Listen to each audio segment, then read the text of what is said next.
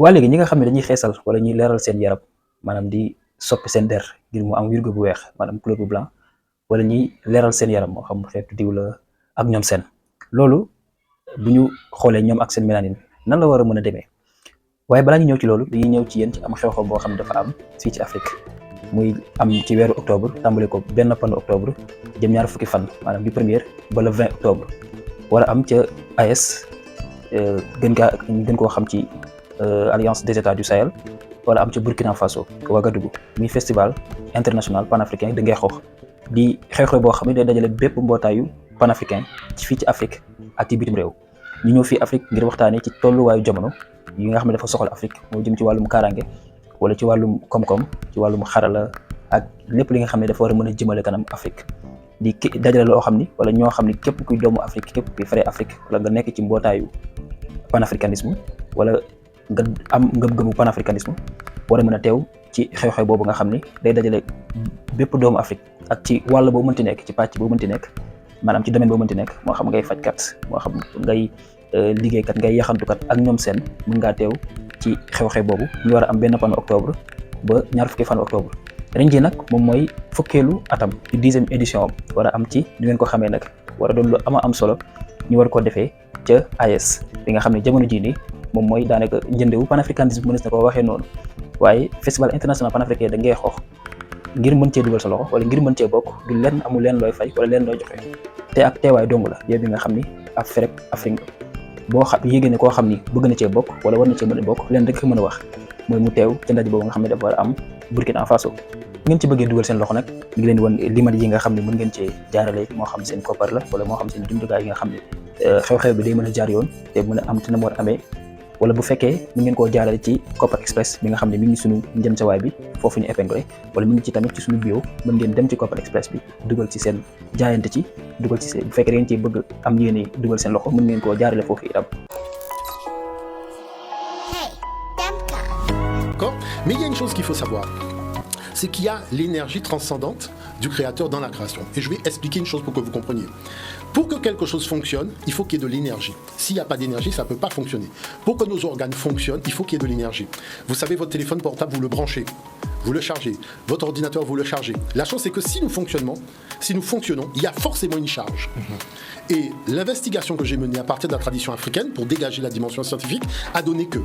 l'arbre, quand il est planté dans le sol avec ses racines, le sol, c'est de l'électricité positive. Les feuilles de l'arbre qui captent les photons de lumière qui viennent du soleil, c'est de l'électricité négative. Donc ça veut dire que finalement, cet arbre qui porte des mangues fonctionne comme une pile. Donc si ça fonctionne comme une pile, c'est alimenté en plus et en moins, c'est qu'il y a bien quelque chose qui va charger l'énergie. Qui va stocker l'énergie. Et qu'est-ce qui va stocker l'énergie? C'est le fruit. Mais il y a une chose qu'il faut savoir, c'est que le fruit a un temps d'exposition solaire qui est très important. Parce que vous savez très bien que si vous n'avez pas attendu que votre téléphone portable soit chargé, vous l'enlevez à 50%, il va se décharger beaucoup plus vite. Mais si vous avez laissé charger à 100%, quand vous allez l'enlever, ben là, la charge va durer. Ah ben c'est la même chose pour une mangue. Si vous avez mis une exposition qui est beaucoup plus courte, ah ben l'énergie va tout simplement vider la mangue beaucoup plus vite.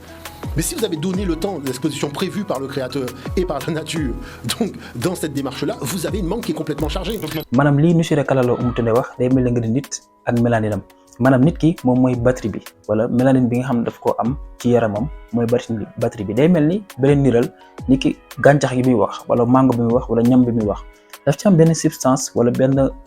ndundat boo xam bi ñuy wax chlorophylle moom moo tax wirgo gàncax bi wala wirgo mango bi wala ñam bi mu am wirgo wu nëtax maanaam mu am couleur bu verte boobu nag chlorophylle boobu moom moo koy waral ci gàncax bi wala ci ñam bi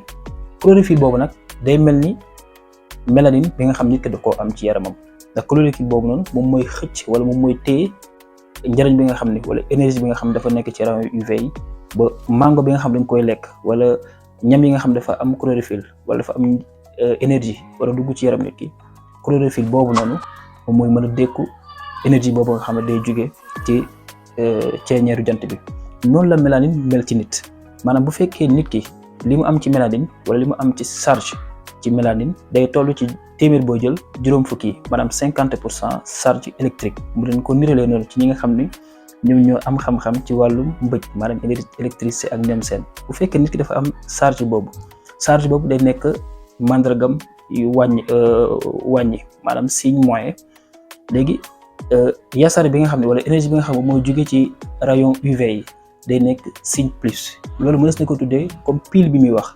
maanaam nit ki ci boppam ak ceeñar bi nga xam ne day jóge ci jant bi énergie bi muy doon day mel ni pile. léegi énergie bi nga xam day jóge ci jant bi bu wàccee ci nit ki nga xam dafa nekk ci 50% ci wàllu mélanine bu ko mélanine bi dékkoo day nekk ci 60% bu fekkee 10% la wala bu nekk 70% mën na àgg ba 100%. day aju ci nit ki li muy weeru ci jant bi wala lu muy dundee ñam yi nga xam ne dafa am énergie wala dafa am wala dafa am énergie boo xam ne wala njëriñ boo xam ne dafa baax ci mélanine. bu fekkee nag ci biir yaramu nit ki loolu yàgg lañ koy leeral mélanine njëriñ bi nga xam ne mën na koo def ci yaram nit ki ci deretam ak ñoom seen ndax mélanine mandarga yi nga xam ne daf koo am ci melokaanam loolu nag ci yaramu nit ki mën na koo muccal ci feebar yi bare yoo xam ne mënul na koo am ci biir yaramam ndax bu ñu fàtte kat mélanine dinañ ci ñëw léegi ci li tax mu mën a muccal nit ki ci yenn feebar yi mooy mélanine dafa bokk ci ay caractéristiques am wala ay melokaanam wala ni muy dundee dafa doon loo xam ne lu dëgër lay doon. waaye bu ñu ñëwee njëriñ bi nga xam ne mélanine mën na koo def ci deru nit ki xam naa dañ ciy cof tuuti rek di waxtaan ci ak yéen ndax dinañ ci ñëw ci kanam dinañ ci ñëw ci ay jamono ndax mélanine bu ñu fàtte ne ci màndargam dafa am xet gu neex a neex xet googu nag li ko waral bokk ci melokaanam di arôme bi nga xam daf koo am te arôme dafa bokk ci xeetu amine yeeg yenn xeetu azote yeeg ñoom seen maanaam lu jëm ci molécule yooyu nag wala ci jëm ci ndundat yooyu loolu dafay bokk ci li tax mélanine nit ki bu ko amee day mën a yombal nit ki ci ak baane maanaam ci attirance sexuelle mënees na koo wax noonu wala xet gi nga xam ne nit ki da koy gindi bi nga xam dafa am mélanine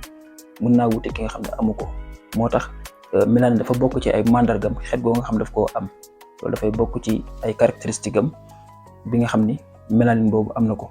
waaye it mandarga boobu nga xam ne am na ko daf ci bokk itam ni ki yenn xeetu weñ yi ci maanaam métal alimentaire di xeet weñ yi ndawaan yi wala yu ci mel ni soufre di xeetu weñ googu loolu nga xam ni dafa bokk ci mandarga yi mélanine te moom moo waral mu am xeet googu nga xam ne xeet gu neex la ba mën a baaneloo nit ki maanaam mu am attirance maanaam nit ki yóbbu na attirance sexuelle wala yëg-yëg lay doon daal mënees na wax loolu dafa bokk ci mandargay mélanine waaye bokk na itam ci mandargay mélanine muy dafay doon loo xam ni wala ndundal boo xam ni lu mën a dékku tàngoor la te du ndundal boo xam ni lu mën a dékku lu mbir tàng wala kéew gi mu nekk lu mu tàng mélanine di substance bu ñuul boobu noonu wala bu brun jëm ci ñuul da koy mën a dékku ba ci tàngoor bi bu àggee ba ci 626 degré Celsius maanaam juróomi téeméer rek ñaar fukk ak juróom-benn degré Celsius kéew googu lu mu tàng ba àgg foofu mélanine bi ci boppam wala ndundatu mélanine wala caractéristique mélanine wala mandarga mélanine day soppeeku ba des lii di téeméer boo jël juróom fukki yi maanaam 50% ci mandargay mélanine wala ci melokaanu mélanine du dañ dafay des loolu mooy waral ni substance bu ñuul boobu wala mélanine ni mu mel ki nga xam ne daf koo am day mën a dékku lool tàngoor ba lu mu tàng lu ëpp 50% maanaam juróom fukk ci téeméer yooyu jël da koy des ci caractéristique am wala ci melokaanam waaye bokk na ci mandargay mélanine mooy dafa doon ndundat boo xam ni dafa doon ndundat bu dëgër ginnaaw lu mu tàngee waaye dafa doon ndundat boo xam ne bu dëgër la ba noppi dafa mbaq maanaam dafa doon loo xam ne lu comme ni ki caoutchouc lay mel wala élastique wala plastique wala élastique sax mënees naa wax ndundat boo xam ne dafa dëgër waaye dafa doon lu mbaq loo xam lu comme ni ki caoutchouc wala élastique loolu nag dafa bokk ci li tax ba ki nga xam dafa am mélanine ci deram ak ñoom seen yenn saa day xaw a jafe loolu ngir fajkat bi wala ca raglukaay ba nit war a mën a bënn deram ñoom xam nañ ci dara ñi nga xam ne ñoom ñooy faj nit ki nga xam dafa am mélanine ci deram day xaw a jafe yenn saay ngir nga mën a jël seringue lu mel ni seringue wala nga xam dañ koy bënn ci yaram nit ngir génnee deret wala ngir dugal mbir yenn saay bënn bi day xaw a yéex day jël day jël diir day jël temps loolu nag mélanine bi mu am ci deram ba der bi day doon loo xam ne wala mélanine dafa doon loo xam lu dëgër la te nekk lu élastifié loolu moo waral bën bi xaw a naqaree bënn wala yaram bi xaw a naqaree bënn waaye léegi ki nga xam ne nag moom day xeesal wala ki nga xam ne day leeral wala ki nga xam ne day soppi deram ngir moom yeneen wirgo wala ki nga xam ne day dundin boo xam ne day mën a tax mu ñàkk mélanine moom boobu kooku nag moom du mën a sori ci ay mbiram xanaa da ngeen ñuy wax ci njañsewaay yi rek maanaam fi ñuy bindee ci commentaire yi ngeen jox ñu seen xalaat waaye kooku ba lan ma war a mën doon atteem kooku moom lan ma war a kooku moom fan la war a mujjee ki nga xam ne dem ba yàq mélanine boobu ci ni muy dundee ak ki nga xam ne day yenn saa dañuy gis ñoo xam ne dañuy leeral ak xeesal yëpp a yam ki leeral ak ki xeesal yéen a yam xam nga góor ñoom bu ñu gisee jigéen ji xeesal rek danaa ñoom duñu xeesal ñoom dañuy leeral seen der daal leeral bi xeesal yëpp benn la di nga ñàkk lu bare bare moo tax da ngay dem ba nit ki ci boppam day doon nit ko fragile mës na kaa waxee noonu ci deram wala ci lu bare bare ci yaramam ba ci moom ci wér gu yaramam sax da doon koo xam nit ko fragile lay doon loolu bokk na ci li ko mën a walal